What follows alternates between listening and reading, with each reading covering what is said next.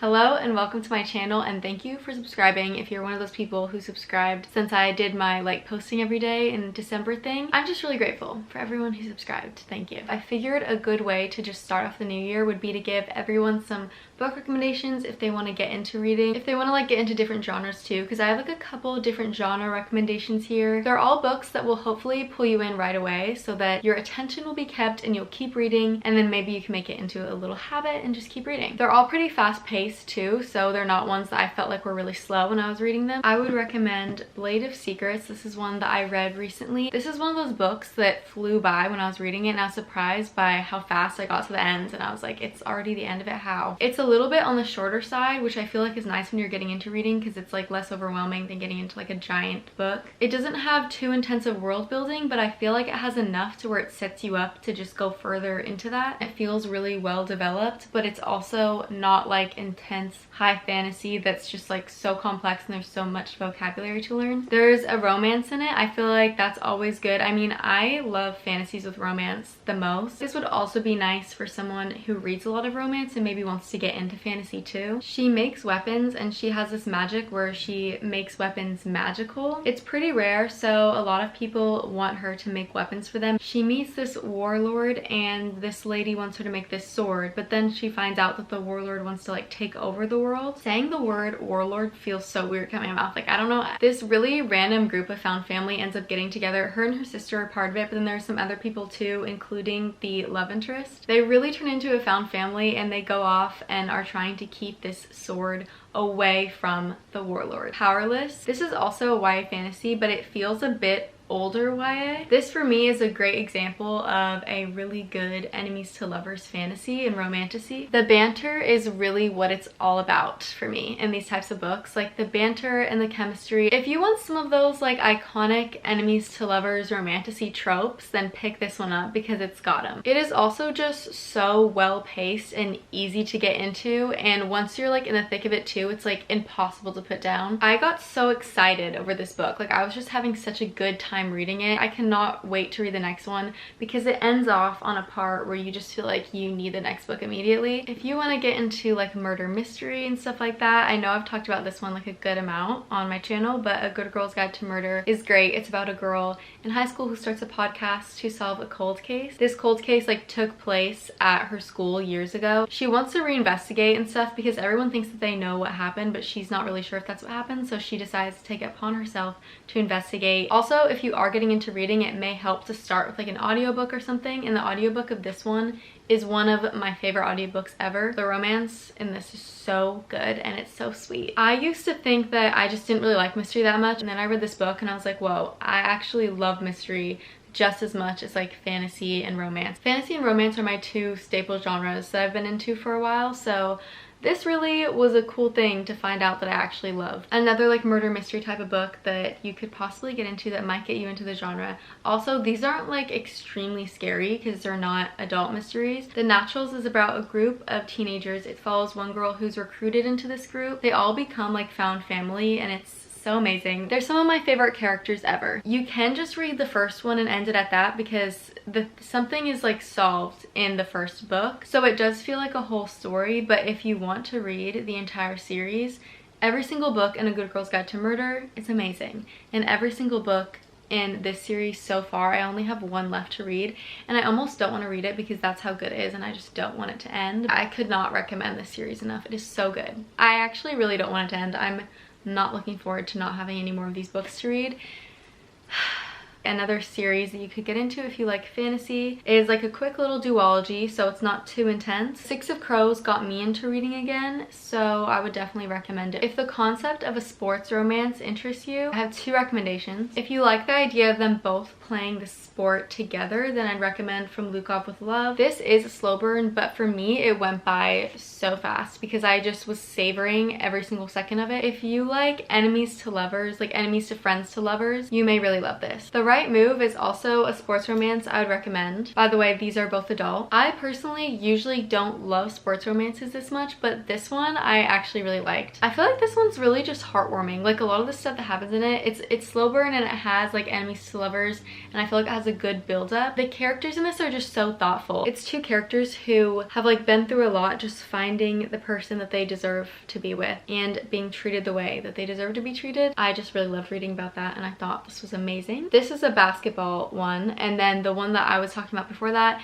is an Olympic ice skating one. So in this one, just the guy plays basketball, and then that one, they both ice skate. Okay, coming out of the romance genre for a second, Daisy Jones and the Six still has some romance in it, but I would recommend this one as an audiobook, first of all. I would recommend it in general, like to read as well. I did both. I like went back and forth between reading and listening to the audiobook. The audiobook to this is actually maybe the best one ever. Might be the best audiobook I've ever listened to. It's just the fact that it has an entire cast of characters. It's one of those books that you may very well cry. I did cry during it. If you want like a tearjerker, but like a hopeful book as well, then this one's great. Really good fiction book about a band that's starting to get big, the formation of it and the different characters in the band. Another fiction book that I feel like has a little bit more romance in it for sure is Conversations with Friends by Sally Rooney. This book I also is one of those books where this happens a lot with fiction for me. I thought it was going to be hard for me to get into this and pay attention to it, and then I started reading it and I disappeared in my room for like a day and a half or like 2 days, like however long it took me to read this entire book. I was also going through a reading slump at the time. This completely pulled me out of it. This book was really good, but also it was like a very sad. If you like dark, kind of funny, cynically like realistic, it's about this girl who she's just kind of going through it, but she's like basically a young woman who has some like mental health like identity things going on. Like it's like a lot of those thoughts that maybe a lot of people have but they don't really say, you know. If you are one of those people who loves Gossip Girl, those TV shows where there's just like a constant back and forth romance between different characters and it's like a friend group and they're all super rich, there's a lot of toxic characters, toxic romances, things like that, then you might like Magnolia Parks. I could watch shows like that and be fine, but for some reason reading this book, it drove me absolutely insane how back and forth it was and how like self-sabotaging the characters were. That being said, I feel like I also got more invested in it than I've ever been in like a TV show like that. For me, it was like super frustrating, but I know that a lot of people would love it and it was very entertaining. So for that reason, I would definitely recommend it if you want to get into it, but only if you like that sort of thing. Like I wouldn't recommend it to someone who's just trying to read like a romance book. It's more of like an entertainment type of thing. I've got to recommend the book that really got me into romance, which is Beach Read. I enjoyed like the mix of moments of internal dialogue and her like figuring out her own stuff with the romance that was happening. I love how like witty and funny, but then also so honest and real the writing is in Emily Henry's books. This really made me fall in love with this type of writing in romance books. It has beachy vibes, so you know, I know it's like winter time, but in my head it's like springtime, and then that means it's actually like summertime.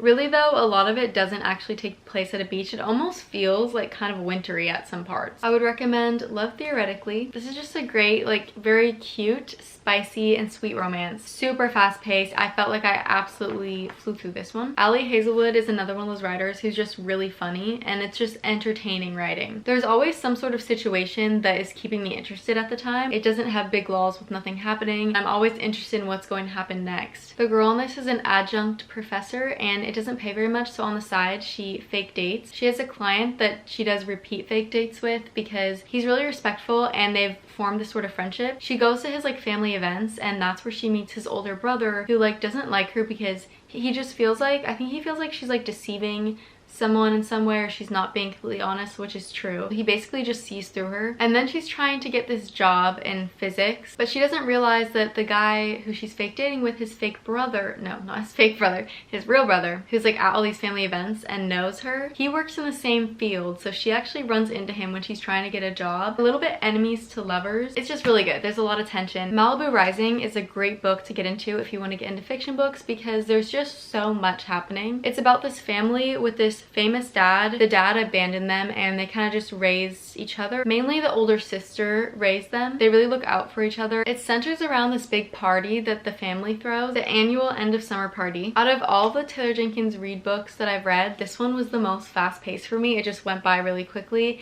and it was super entertaining. I want to recommend one that I just finished reading. It was the last book that I read in 2023, and that is These Hollow Vows. This is a YA fantasy and it's been on my shelf for such a long time and I haven't read it, and I don't know why, but like I eventually came to the point where I was like, I don't know if I'll even like it very much. I listened to the audiobook of it and I loved it so much. The voice actor does a really good job, and I also started a second book, These Twisted Bonds. That's one of the ones I'm reading right now. And you know I liked a book when I'm already starting on the next one. If you love like fae romances, fantasy, love a love triangle, if you want to read like a self-help sort of book for the new year, my therapist actually recommended this to me like last year or the year before. It's called The Four Agreements and I really love this one. For me with self-help books, I feel like I read like a chapter or two chapters and then I have to take like a while to process it because there's just so much in one little chapter of a self-help book. But this is definitely a good book for reflecting, for not internalizing anything that you don't want to internalize, having more like peace inside of your own mind and yourself. I'm on